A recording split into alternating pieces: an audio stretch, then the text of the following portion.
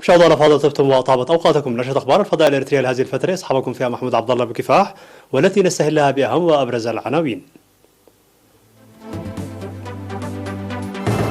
جهود لصيانة طريق شمال بحري.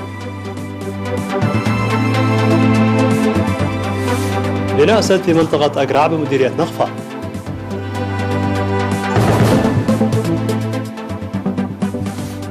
تنظيم أنشطة تنموية في منطقة محفيد بمديرية فرو.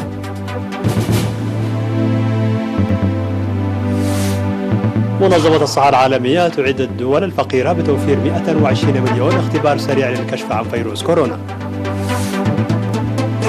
مادورو يعلن تراجع عائدات فنزويلا النفطية. قتلى ومفقودين في انقلاب سفينة شحن جنوبي الصين.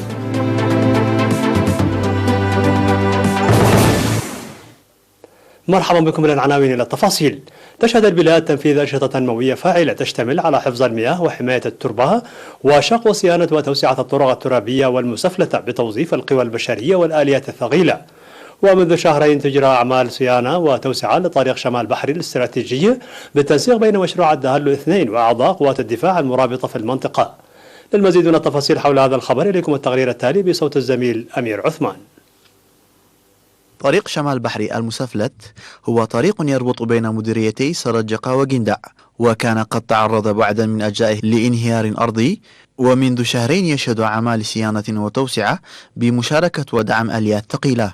وأشار المشرف على العمل مسؤول مشروع الدهالو 2 السيد برهان هايلة إلى أن أعمال الصيانة الجارية عبر مشروع الدهالو 2 تشمل على أنشطة توسعة الطريق خاصة الملتوية والزاوية وإزالة الطمور من الجسور وبناء جدران جانبية وقنوات لتحويل السيول، وكذلك صيانة العوامل التي كانت تتعرض للتطلع والرؤية.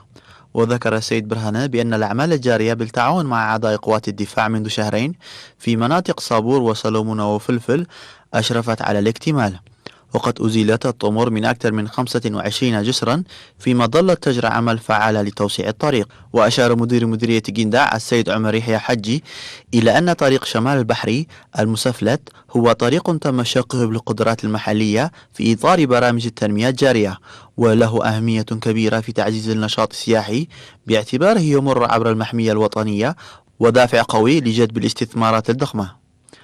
وبعد أن تفقدت حاكمة الإقليم شمال البحر الأحمر السيدة أسمرة برها أعمال المشروع الجارية وإشادتها بتنسيق وفاء الجهات المشاركة في المهام، أكدت جاهزية إداراتها للقيام بكل ما يطلب منها لإنجاح أعمال المشروع. تشهد منطقة أقرع بمديرية نخفة إقليم شمال البحر الأحمر بناء سد لتأمين مصادر المياه للإنسان والحيوان في المنطقة. وقال المشرف على أعمال البناء مسؤول مكتب وزارة الزراعة في المديرية السيد عمر عثمان بأن السد الجاري بناؤه بمشاركة جماهيرية واسعة وبالتعاون مع إدارة المديرية ووزارة الزراعة يبلغ طوله 55 مترا وارتفاعه 12 متر. وأوضح سكان الوكالة إيرينا أنهم يسعون جاهدين لبناء السد من خلال تنسيق قدراتهم بهدف إيجاد حل جذري لمشكلة المياه في المنطقة. وأضاف بأنهم كانوا يرتحلون في الماضي لمسافة 10 كيلومترات لجلب المياه، وهو ما كان يعرضهم للمتاعب وهدر الوقت. ومع بدء السد في حجز المياه فقد حلت المشكلة نسبيا. يقوم سكان منطقة محفيد في مديرية فرو إقليم شمال البحر الأحمر بتنظيم أنشطة نفير تنموية لإثراء المياه الجوفية وتنمية الإنتاج الزراعي. وأوضح المدير التنفيذي لضاحية محفيد السيد علي عبد الرحمن لوكالة إيرينا أن الأعمال المنجزة في منطقة كوسارالي هي مواصلة للأعمال المنجزة في نهاية 2019 لبناء قناة تحويلية بطول حوالي 930 متر في وادي حداث لتنمية أراضي زراعية تبلغ مساحتها 400 هكتار. وذكر السيد علي بأن القناة التحويلية شيدت بالتعاون بين سكان مناطق محفيد وعربتو وكومهولي، ومع توزيع حوالي 360 هكتارا من الأراضي الزراعية في منطقة قلل عنده سيحتاجون إلى دعم الآليات لبناء قناة تحويلية ثانية في وادي علي قدي. من جهتهم ذكر المشاركون بأن التعاون بين المناطق الثلاث أدى إلى إنجاز العمل بفعالية، وما يتبقى هو إنجاز أعمال حفظ المياه وحماية التربة في المزارع. وأشادوا بالدعم الآلي الذي قدمه لهم مشروع الدهلو، مناشدين بضرورة استمرار مثل هذه المساعدات في البرامج التنموية المتبقية. الجدير بالذكر أن ضاحية محفيد هي إحدى ضواحي مديرية فرل 14 وتقطنها 759 أسرة تزاول حرفتي الرعي والزراعة. شهدت منطقة لبنان في مديرية حمل مولى بإقليم عنسبة بناء 3 غرف لانتظار الحوامل اللواتي كن يتعرضن للعديد من المشاكل الصحية بسبب الولادة في المنازل لبعد المسافة من المؤسسة الصحية، إلا أن بناء العنبر ساهم ولا يزال يساهم في صحة الأمومة والطفولة، وتشتمل الغرف المبنية حديثا بالتعاون مع المواطنين على دورة مياه وحمام، مما سيساعد ذلك الحوامل القادمات من مناطق بعيدة لمتابعة أوضاعهن عن كثب حتى يضعن حملهن. وأوضح مسؤول عيادة جنجرين مساعد التمريض محمد علي آدم بأن خدمات الولادة ورعاية الأمومة والطفولة من أهم الخدمات التي تقدم في العيادة، فيما سيلعب العنبر المبني بالجهود الأهلية دورا كبيرا في إنجاز عملهم. هذا وتقدم عيادة جنجرين الكائنة في ضاحية لبنان بالخدمات الصحية ل10 مناطق. قدمت مساعدات عينية ل110 من المحتاجين الذين ليس لهم من يعولهم في مديرية صنعاء. وأفاد مراسل وكالة إيرينا بأن الدعم المقدم من كنيسة سبخة الكاثوليكية بسجنيتي يشتمل على 86 كنتال ذرة و4 كنتال سكر، وكذلك 4 كنتال عدس و100 لتر زيت، وزعت على المحتاجين في مناطق حاكيرة ومطرة ومنخوسيتو ووسط مدينة صنعاء.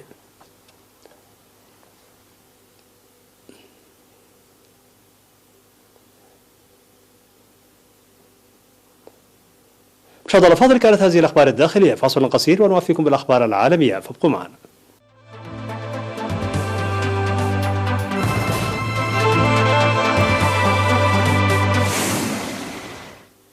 مرحبا بكم. على الصعيد العالمي، وعدت منظمة الصحة العالمية التابعة للأمم المتحدة وعدت الدول الفقيرة بتمكينها من 120 مليون اختبار سريع للكشف عن فيروس كورونا بشرط توفير التمويل اللازم. وستحتاج المنظمة إلى 600 مليون دولار للإيفاء بوعدها، علما بأن كلفة الاختبار الواحد تبلغ $5 وقد تنخفض مع زيادة الإنتاج، في حين أن الصندوق العالمي تعهد بتقديم 50 مليونا. لكن مسألة الاختبارات هي مشكلة مركزية في أكثر البلدان فقرا، فوفقا لمنظمة الصحة العالمية تجري الدول الغنية 292 اختبارا في المتوسط لكل 100,000. وفي حين أودى الوباء بحياة أكثر من 1,000,000 شخص حول العالم، يقوم العديد من خبراء الصحة بحملات منذ أشهر لاستخدام ما يسمى باختبارات الأجسام المضادة، وهي طريقة غير مكلفة ونتائجها سريعة يمكن الحصول عليها فيما بين 15 و30 دقيقة.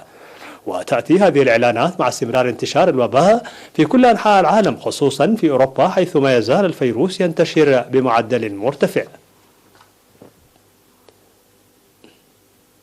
أعلن الرئيس الفنزويلي نيكولاس مادورو بأن فنزويلا سجلت تراجعا قويا لعائدات النفط بين عامي 2014 و2019 بلغ 99%. وأضاف في خطاب متلفز بين الأعوام 2014 و2019: شهدت فنزويلا الهبوط الأقوى لعائدات التصدير في تاريخها. قد تكون هذه المرة هي المرة الأولى التي يشير فيها إلى هذه الأرقام بشكل علني.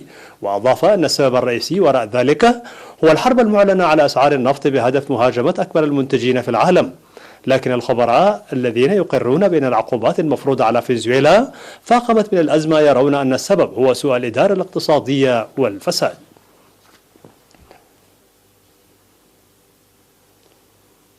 لقي شخص واحد على الأقل مصرعه فيما لا يزال 10 في تعداد المفقودين جراء انقلاب سفينة شحن طولها 149 مترا في المياه بالقرب من مقاطعة غواندونغ جنوبي الصين. وذكر السلطات المقاطعة أن الحادث وقع في المياه القريبة من مدينة يانجيانج في غواندونغ، وأن فرق البحث والإنقاذ تمكنت من إنقاذ 5 أشخاص وانتشال جثة شخص واحد، بينما لا تزال عمل البحث عن 10 مفقودين مستمرة بمساعدة مروحيات وعناصر متخصصة. هذا ولم تعرف حتى الآن أسباب الحادث وملابساته.